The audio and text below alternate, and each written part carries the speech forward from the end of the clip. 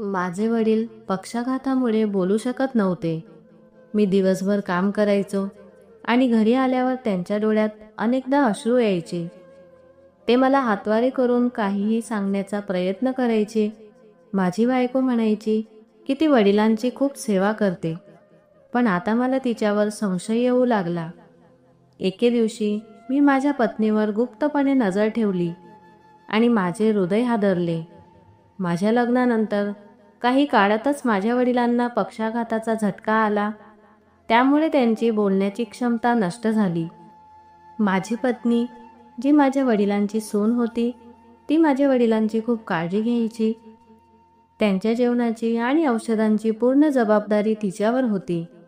मला खात्री होती की माझ्या पत्नीला तिच्या मामावर खूप प्रेम आहे. वडिलांकडून आश्वासन मिळाल्यानंतर मी माझे सर्व लक्ष व्यवसायावर केंद्रित करू लागलो, जेणेकरून मी माझा व्यवसाय पुढे नेऊ शकेन. पण काही काळाने मला जाणवले की वडिलांच्या डोळ्यात नेहमीच अश्रू होते. मी जेव्हा जेव्हा त्यांच्याकडे जायचो तेव्हा ते मला काहीतरी सांगण्याचा प्रयत्न करायचे, पण काहीही सांगू शकत नव्हते. सुरुवातीला मला वाटलं की वडील गप्पा बसून कंटाळले असतील, त्यांना बोलायचे आहे हेच एकमेव कारण असावे. पण नंतर मला लक्षात आले की जेव्हा जेव्हा वडील काही बोलण्याचा प्रयत्न करायचे तेव्हा माझी पत्नी त्याच क्षणी खोलीत यायची. तिला पाहून वडील पूर्णपणे गप्प बसायचे आणि डोळे मिटायचे. मला माझ्या बायकोवर संशय आला.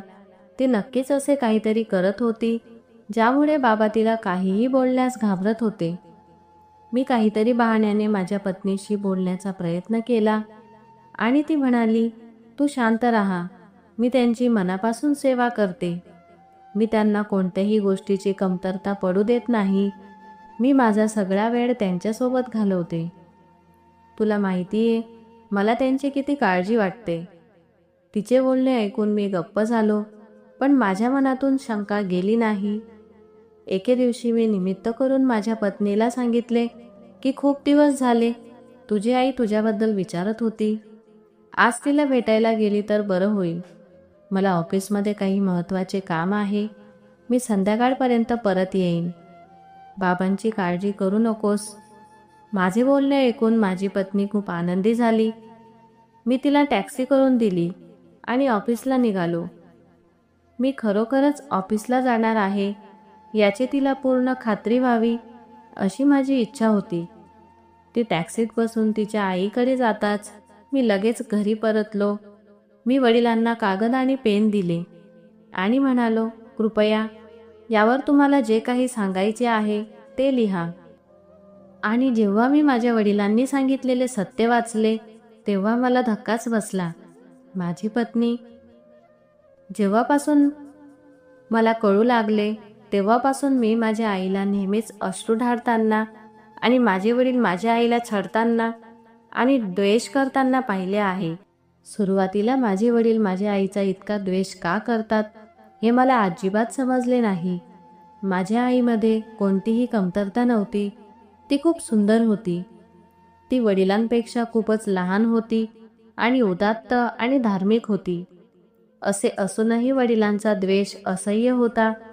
आईला पाहताच त्यांच्या कपाळावर सुरकुत्या येऊ लागायच्या. माझे वडील असूनही मी नेहमीच अनाथासारखे जगलो. माझ्या वडिलांनी माझ्यावर प्रेम करावे अशी माझी खरोखर इच्छा होती, पण त्यांचे माझ्याशी वागणे इतके वेगळे होते की मी त्यांच्याशी बोलण्याचे धाडसही करू शकलो नाही. त्यांना घरात येताना पाहून माझे पाय थरथर कापायला लागायचे. त्यांच्या चेहऱ्यावर फक्त आमच्याबद्दलचा तिरस्कार होता. त्यांनी माझ्यावर एक उपकार केला. त्यांनी माझ्या शिक्षणात उदारपणे गुंतवणूक केली. मी शहरातील एका सर्वोत्तम खाजगी शाळेत शिकलो. पैशांची कमतरता नव्हती. ते खूप श्रीमंत माणूस होते. लाखो रुपयांचा व्यवसाय. तिथे बरीच दुकाने होती, पण ते आईवर 1 रुपयाही खर्च करणे पाप मानत असे. मी आईला याबद्दल विचारलं तेव्हा ती डोळ्यात पाणी आणून म्हणायची, "असं काही नाही. हा सगळा तुझा भ्रम आहे. तू फक्त तुझ्या अभ्यासावर लक्ष केंद्रित कर." मला अनेकदा प्रश्न पडायचा की बाबा आपला इतका द्वेष का करतात, ते हसून का बोलत नाहीत. प्रचंड संपत्ती असूनही त्यांनी आम्हाला कधीही चांगले जीवन दिले नाही. माझी आई माझ्या वडिलांना खूप घाबरायची. जेव्हा त्यांची घरी येण्याची वेळ व्हायची तेव्हा आईचा चेहरा फिकट पडायचा आणि घाबरून ती घरातील सर्व कामे घाईघाईने पूर्ण करायची.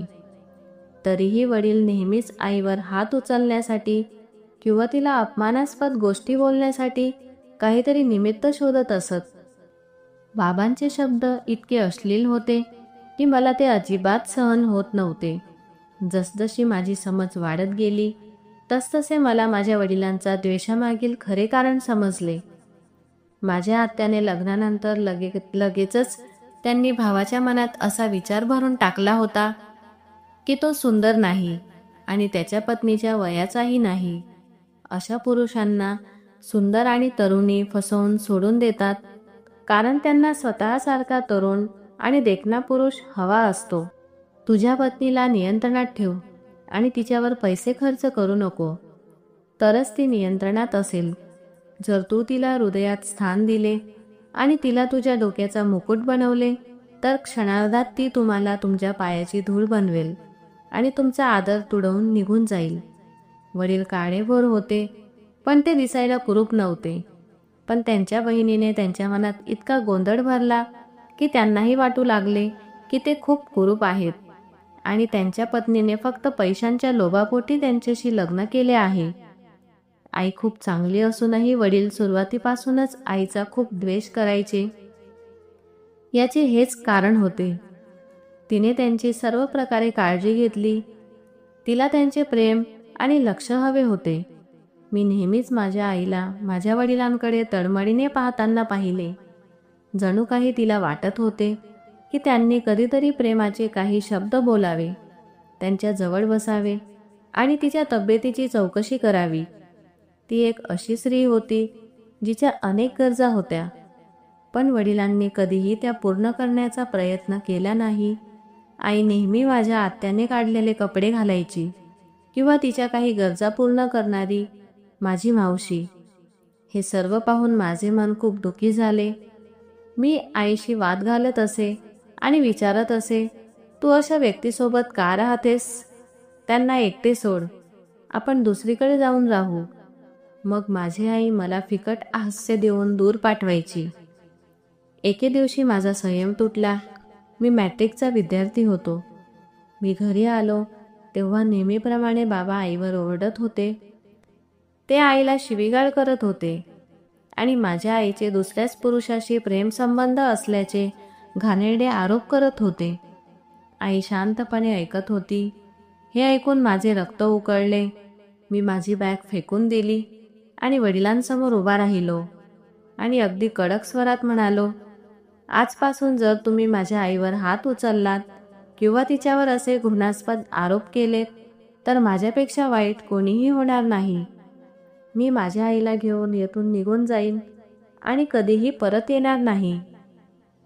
मग तुला तुझ्या त्या बहिणीसोबत राहावे लागेल जी नेहमी आमच्या घरी भांडणे करायला येते. आता मी माझ्या आईविरुद्ध कोणतेही अपमानास्पद वर्तन सहन करणार नाही. तुम्ही ऐकलं का? माझ्या वडिलांबद्दल मी पहिल्यांदाच असा दृष्टिकोन स्वीकारला आणि त्यांना इशारा दिला. ते पूर्णपणे गप्प झाले. त्यांना समजले की आता त्यांचा मुलगा मोठा झाला आहे आणि मलाही तेच वाटत होते. वडील माझ्यावर खूप रागावले असले तरी मी त्यांचा एकमेव वारस आहे हे त्यांना चांगलेच माहीत होते. त्यांच्या म्हातारपणाचा एकमेव आधार मला गमावून त्यांनी त्यांचे संपूर्ण जग गमावले असते. ते कदाचित माझ्यावर प्रेम करत नसतील, पण मला त्यांचा आधार मानत असे. हे स्पष्ट आहे की मी माझ्या आईला घेऊन त्यांच्या आयुष्यातून कायमचे निघून जावे आणि त्यांना त्यांच्या एकमेव आधारापासून वंचित करावे असे त्यांना कधीच वाटणार नाही. मी माझ्या आईसोबत खोलीत बसलो होतो. मी त्यांना धीर देत होतो. तेवढ्यात मला आत्याचा आवाज ऐकू आला. ती म्हणाली, तो वडिलांसमोर उभा राहिला आणि तुझ्या बहिणीबद्दल वाईट बोलला. मी म्हणते, या मुलाला नियंत्रित कर, नाहीतर तो हाताबाहेर जाईल. फक्त या दिवसासाठी तू त्याच्यावर इतके पैसे खर्च केलेस का? तुझ्या पैशाशिवाय त्याचे जीवन नाही, हे त्याला माहीत असले पाहिजे. आई आणि मुलाला जाऊ दे. आत्याचे बोलणे ऐकल्यानंतर माझा राग आणि द्वेष शिगेला पोहोचला. आई भीतीने थरथर कापत असताना तिला भीती होती की वडील त्यांच्या बहिणीच्या प्रभावाखाली येतील आणि आम्हाला घराबाहेर काढतील. पण हे घडले नाही. वडील शांतपणे घराबाहेर पडले. वडिलांचा शांतपणा पाहून आत्याही गप्प झाल्या आणि घराकडे निघाल्या. त्यानंतर वडिलांनी माझ्या आईवर हात उचलणे बंद केले. आता ते तिला शिवीगाळही करत नव्हते.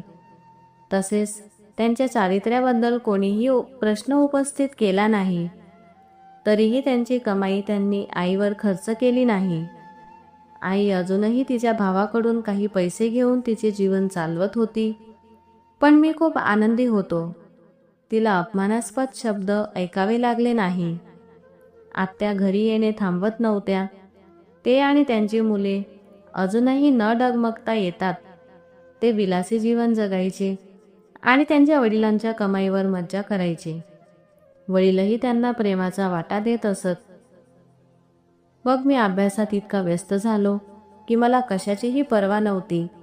आता मला घरात आईशिवाय कोणाचीही पर्वा नव्हती.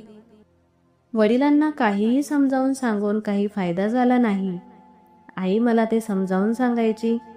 ती म्हणायची की शरद, तुझ्या भावना दुखावण्याची गरज नाही. सर्व मालमत्ता तुझी आहे. उद्या जेव्हा तू यशस्वी होशील तेव्हा तुला हे सर्व मिळेल. तुझ्या वडिलांबद्दल देवाकडे प्रार्थना कर की तो त्यांना बुद्धी देवो, अन्यथा त्याला त्याच्या पुढच्या जन्मात त्याच्या कर्माचे परिणाम भोगावे लागतील. मला फक्त एवढेच हवे आहे की तू तुझ्या आईने दिलेल्या संगोपनाचा आदर कर आणि कोणालाही असे म्हणण्याची संधी देऊ नको की तुझ्या आईने तुला अशा प्रकारे वाढवले की तू तुझ्या वडिलांच्या नजरेत उभा राहू शकेल. तू मला अनेकदा विचारायचास की मी माझ्या नवऱ्याशी का वाद घालत नाही आणि मी अशा पुरुषासोबत का राहते. तर तेच कारण होते. जर मी त्याच्याशी वाद घातला किंवा माझे हक्क मागण्याचा प्रयत्न केला तर ते रागवतील आणि मला या घरातून हाकलून देतील, याची मला खात्री आहे. ते तुला माझ्यापासून दूर नेतील. मी तुझ्याशिवाय जगण्याची कल्पनाही करू शकत नाही. तू माझा एकुलता एक मुलगा आहेस. फक्त मला वचन दे की तू तुझ्या वडिलांशी कधीही वाद घालणार नाहीस. आईचे शब्द माझ्या हृदयाला भिडले आणि मी ते स्वीकारले. मग मी माझ्या कामात व्यस्त झालो. वेळ वेगाने गेला. मी MBAची पदवी मिळवली. माझ्या यशाने माझी आई आणि वडील खूप आनंदी होते. पहिल्यांदाच वडिलांनी मोठ्या उत्साहाने माझ्या खांद्यावर हात ठेवला. त्यांना मला मिठी मारायची होती, पण माझ्या शांत वृत्तीने त्यांना थांबवले. त्यांना समजले की मला आता त्यांची गरज नाही.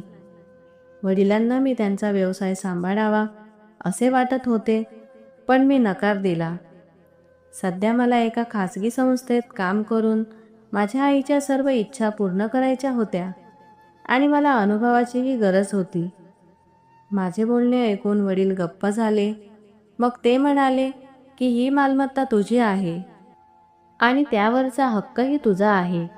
मला फक्त एवढीच इच्छा आहे की तू या सर्व गोष्टींची काळजी घे, जेणेकरून मी माझे उर्वरित आयुष्य शांततेत जगेन. तुला जे योग्य वाटेल ते कर. तुझी मालमत्ता आणि व्यवसाय तुझ्या मनाप्रमाणे वापर. वडिलांनी त्यांच्या शब्दातून स्पष्ट केले होते की आता मी काहीही करू शकतो. पण माझ्या आत्याची रात्रीची झोप उडाली होती. मला हे देखील समजले की त्यांचे डोळे त्यांच्या भावाच्या मालमत्तेवर आहेत. तिला वाटत होते की तिचा भाऊ आयुष्यभर त्यांच्या पत्नी आणि मुलांपासून दूर राहावा आणि त्याची कमाई त्याच्या मुलांवर खर्च करू नये.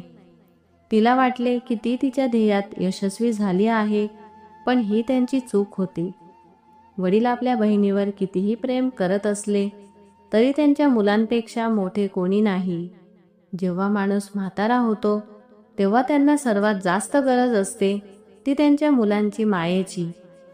त्यांना वाटते की त्यांच्या मुलांनी त्यांच्यासोबत राहावे, त्यांच्या भावा किंवा बहिणीसोबत नाही. माझ्या वडिलांचा माझ्याकडे कल पाहून माझ्या आत्याची प्रकृती आणखीनच बिकट झाली. मला नोकरी मिळताच माझ्या आत्याने एक नवीन युक्ती खेळली, जे मला अमान्य होते. जेव्हा वडिलांनी नोकरीबद्दल ऐकले तेव्हा वडील म्हणाले, खूप छान, आता तू तुझ्या पायावर उभा आहे. तू आता लग्न करायला हवे. मी तुझे लग्न माझ्या मित्राची मुलगी वैशालीशी ठरवले आहे. तू तुझ्या आईशी सल्ला कर आणि लग्न कोणत्या तारखेला करायचे ते सांग. मी उर्वरित सर्व व्यवस्था केल्या आहेत. वडिलांचे बोलणे ऐकल्यानंतर माझ्या पायाखालची जमीनच सरकल्यासारखे वाटले. मी उघड्या डोळ्यांनी बाबांच्या चेहऱ्याकडे पाहू लागलो. माझ्या इच्छेविरुद्ध ते माझ्या आयुष्यातील इतका मोठा निर्णय कसा घेऊ शकतात? आईचीही परिस्थिती अशीच होती, जी तिच्या बाचीला तिची सून बनवू इच्छित होती. ज्या भावाने आयुष्यभर त्यांची काळजी घेतली, आता तिच्या मुलीला सून बनवून तिला तिचे आयुष्य शांततेत जगायचे होते. पण बाबांनी ना माझा ना आईचा सल्ला घेतला आणि वैशालीसोबत माझे लग्न ठरवले. बाबा, तुम्ही हे कसे करू शकता? मी म्हणालो, तुम्ही माझ्या आयुष्यातील इतका मोठा निर्णय मला न विचारता कसा घेतला? मला तुमच्या मित्राच्या मुलीमध्ये रस नाही. मी स्वतःसाठी एक मुलगी निवडली आहे आणि मी तिच्याशी लग्न करेन. तुम्ही तुमच्या मित्राला नकार दिलास तर बरे होईल. काहीही झाले तरी मी तुमच्याकडून ही गोष्ट कधीही स्वीकारणार नाही. तुम्ही कोणत्या अधिकाराने माझे नाते ठरवलेस? पण आयुष्यभर तुम्ही मला कधीच तुमचा मुलगा मानला नाही. माझ्या शिक्षणावर फक्त स्वतःच्या फायद्यासाठी पैसे खर्च केले. आज मी जिथे उभा आहे ते फक्त आणि फक्त माझ्या आईमुळेच आहे. तुमच्या या मुद्द्याशी मी सहमत होईन असे तुम्हाला का वाटले? तुम्हाला माझ्याशी सहमत व्हावेच लागेल. माझे वडील म्हणाले, मी माझ्या मित्राला वचन दिले आहे. जर तू माझं ऐकलं नाहीस तर लक्षात ठेव, मी तुझ्या आईला घटस्फोट देईन. मग तुम्ही आई आणि मुलगा हे घर सोडले तरी मला फरक पडणार नाही. पण विचार करा, तुझ्या आईला या वयात घटस्फोट घेणे आवडणार नाही. आता निर्णय तुझ्या हातात आहे. असं बोलून ते निघून गेले. मी दुःख आणि रागात बुडालो होतो. मला माझ्या वडिलांना सांगायचे होते की त्यांच्या धमक्यांमुळे मला काहीही फरक पडत नाही. पण आईने माझ्यासमोर हात जोडून मला शांत केले.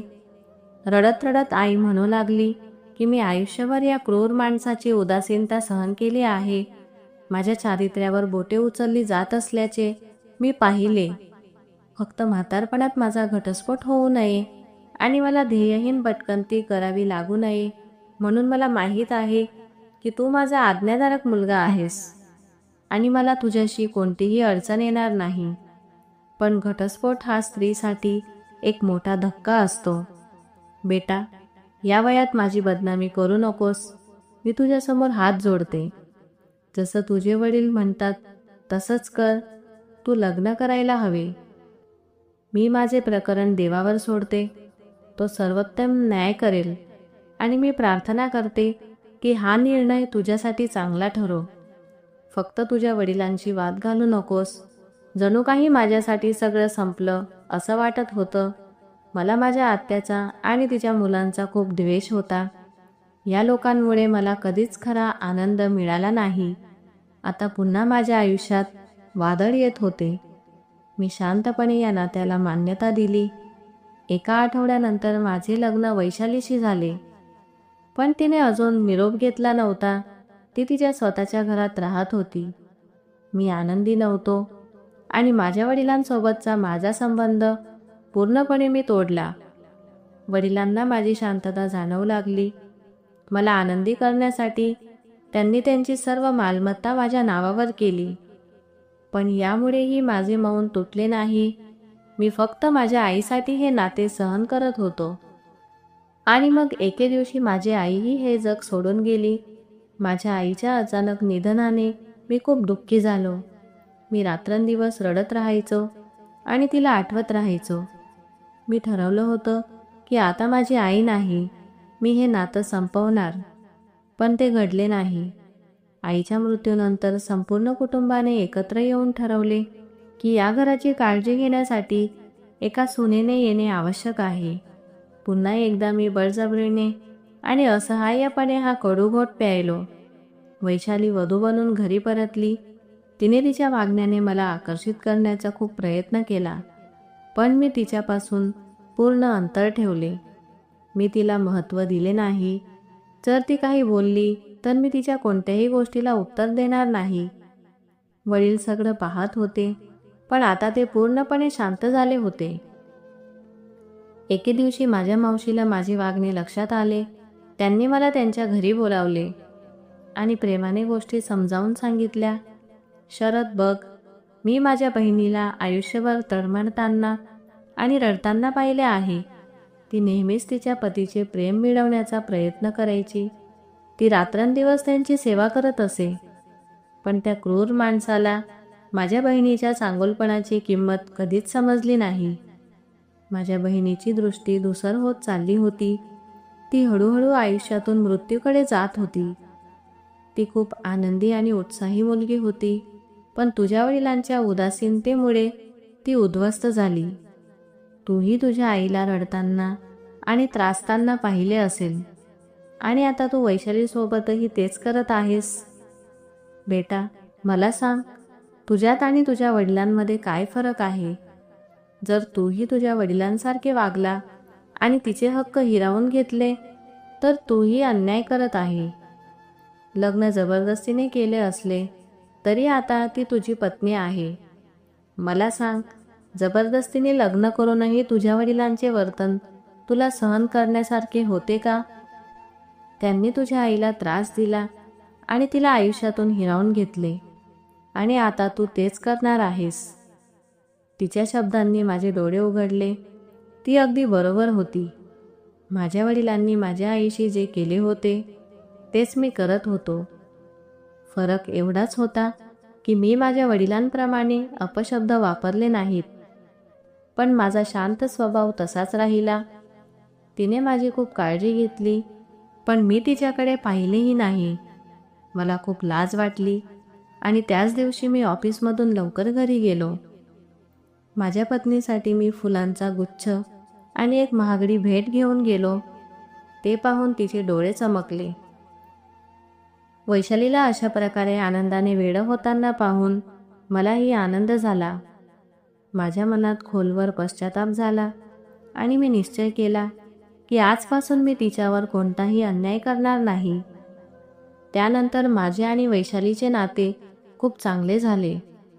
वडीलही समाधानी होते. त्यांनी माझी माफीही मागितली. मी त्यांना माफ केले.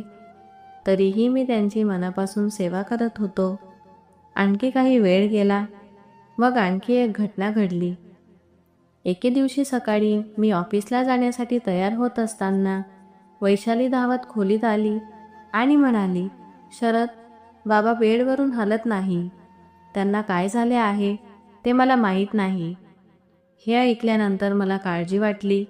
मी पहिल्याच संधीत माझ्या वडिलांना रुग्णालयात घेऊन गेलो आणि त्यांना पक्षाघाताचा झटका आल्याचे कळाले. त्यामुळे ते कायमचे बोलू शकले नाही आणि मला वाटले की माझ्या वडिलांनी माझ्या आईवर केलेल्या अत्याचारांची परतफेड करण्याची वेळ आली आहे. तथापि मी माझ्या वडिलांची सेवा करण्यात कोणतीही कसर सोडली नाही. माझी पत्नीही माझ्या वडिलांची खूप काळजी घ्यायची आणि यात काही शंका नव्हती.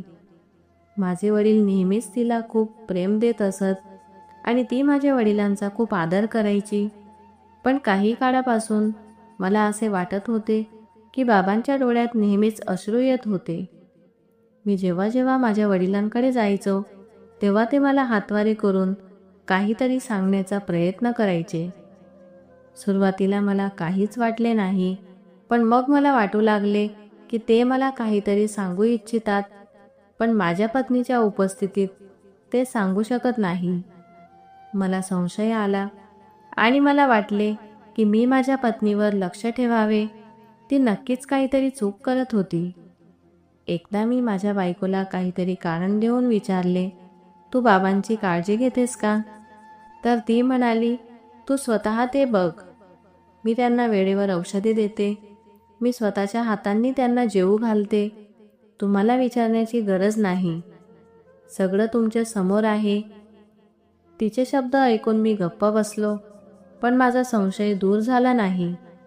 मग एके दिवशी काही सबबी सांगून मी तिला तिच्या आईच्या घरी पाठवले आणि स्वतः ऑफिसला जाण्याऐवजी मी माझ्या वडिलांकडे आलो आणि त्यांना एक पेपर आणि पेन दिले, जेणेकरून ते मला सर्व काही लिहून सांगू शकतील.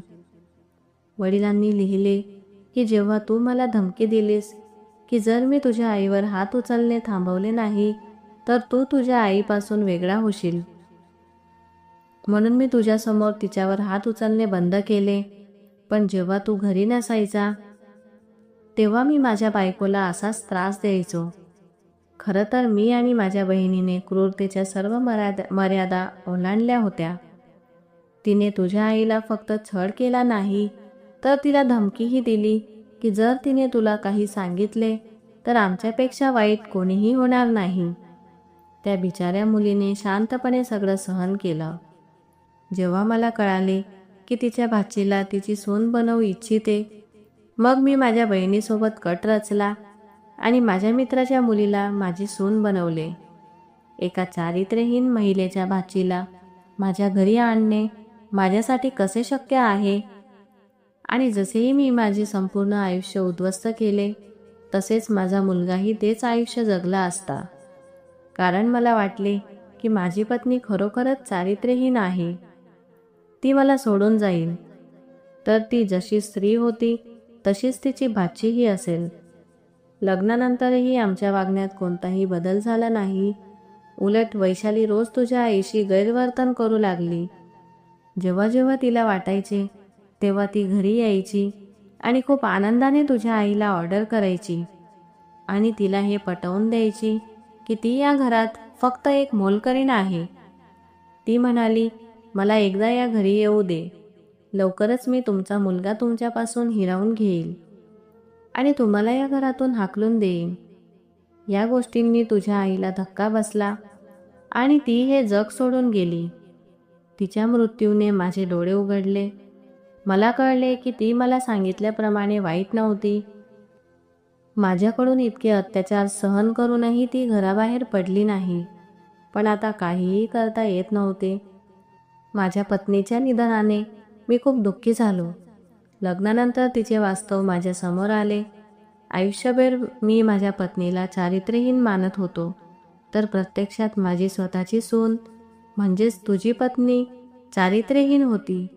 तिचे इतर पुरुषांशी अवैध संबंध होते. मी तिला पाहिले आणि समजावून सांगण्याचा प्रयत्न केला. मग तिने माझ्याशी गैरवर्तन केले. मला माहीत नाही की तिने आणि तिच्या आईने मला कोणते औषध दिले ज्यामुळे मला अर्धांगवायू झाला. कदाचित तिला मला मारायचे होते, पण मी वाचलो. कदाचित ही देवाकडून मला मिळालेल्या शिक्षेची सुरुवात होती. मी माझी बोलण्याची शक्ती कायमची गमावली, म्हणून वैशालीने तिचे खरे रंग दाखवायला सुरुवात केली. जेव्हा तू ऑफिसला जातो तेव्हा ती इतर पुरुषांना घरी बोलावते आणि संपूर्ण वेळ अश्लीलतेत घालवते. ती मला मारते आणि अनेक दिवस उपाशी देखील ठेवते. तिने माझी सर्व औषधे बदलली आहेत आणि ती मला चुकीची औषधे देते. मग ती तुझ्यासमोर निर्दोष असल्याचे भासवते आणि तुझा विश्वास जिंकते, जेणेकरून ती हुशारीने सर्व मालमत्ता हडप करू शकेल. सुरुवातीपासूनच त्या आई आणि मुलीची ही योजना होती. मालमत्ता ताब्यात घेतल्यानंतर ती तुला मार्गावरून दूर करण्यात एक क्षणही वाया घालवणार नाही. जेव्हापासून मला हे सर्व कळाले तेव्हापासून मी आतमध्येच चाललो आहे. प्रत्यक्षात ती मालमत्तेच्या लोभाने आंधळी झाली होती. मला माफ कर बेटा. मी तुझे आयुष्य उद्ध्वस्त केले, पण आता तू तुझा निर्णय स्वतः घेण्यास मोकळा आहे. त्या मुलीला तुझ्या आयुष्यातून काढून टाक आणि पुन्हा तुझं आयुष्य सुरू कर. शक्य असेल तर मलाही माफ कर. हे सर्व वाचून माझ्या डोळ्यात पाणी आले. मी माझ्या बाबांकडे अविश्वासाने पाहिले. मला वाटलं की माझ्या आईचं आयुष्य आता शांततेत चाललंय, पण नाही. माझ्या क्रूर वडिलांनी माझ्या आईचे संपूर्ण आयुष्य नरक बनवले आणि तिला कधीही शांतपणे जगू दिले नाही. मी बराच वेळ काहीच बोलू शकलो नाही. मग मी रडू लागलो आणि म्हणालो, मी तुम्हाला माझ्या संपूर्ण आयुष्यात कधीही माफ करणार नाही. बाबा, तुम्ही माझ्याशी आणि माझ्या आईशी बरोबर केले नाही. मग मी वैशालीला घटस्फोट दिला. ज्या घरात आत्या राहत होत्या ते घरही वडिलांनी दिले होते आणि त्याची कागदपत्रेही वडिलांकडे होती. मी त्यांच्याकडूनही ते घर रिकामे करून घेतले. माझ्या मनात त्यांच्याबद्दल अजिबात कोमलता नव्हती. आत्याने माझ्यासमोर स्वतःला खूप असहाय्य दाखवण्याचा प्रयत्न केला, पण मी त्यांच्यावर दया दाखवली नाही. मालमत्ता ताब्यात घेतल्यानंतर मी माझ्या मामाच्या मुलीशी लग्न केले आणि माझ्या वडिलांची योग्य काळजी घेता यावी म्हणून त्यांच्यासाठी पूर्ण वेळ पुरुष सेवकाची व्यवस्था केली. आता माझ्या आयुष्यात शांतता होती, पण कधीकधी जेव्हा मला माझ्या आईची असहाय्यता आठवायची तेव्हा माझ्या डोळ्यात पाणी यायचे. पण मी देवाचे आभार मानतो की मरताना माझ्या वडिलांनी मला सत्य सांगितले आणि त्यामुळे मी पुढील अपमानापासून वाचलो. माझ्या संयमाचे मला सर्वोत्तम बक्षीस मिळाले. सिमरनसारखी सुंदर आणि दयाळू पत्नी माझ्या आयुष्यात आली. मित्रांनो, या कथेचा योग्य नैतिक संदेश असा आहे की सत्य आणि न्याय नेहमीच जिंकतात. जरी उशिरा का होईना, जीवनात फक्त संयम, सत्य आणि आत्मनिरीक्षणच माणसाला अंधारातून प्रकाशाकडे घेऊन जातात. तर मित्रांनो, या कथेबद्दल तुमचे काय मत आहे कृपया कमेंट बॉक्समध्ये सांगा. जर तुम्हाला कथा आवडली असेल तर व्हिडिओला लाईक करा आणि चॅनलला सबस्क्राईब करा आणि बेल आयकॉनवर क्लिक करा आणि ते ऑलवर सेट करा, जेणेकरून तुम्हाला नवीन व्हिडिओंची सूचना त्वरित मिळेल. आपण पुन्हा भेटूया नवीन कथेसह. तुमचे प्रेम सदैव सोबत राहू द्या. धन्यवाद.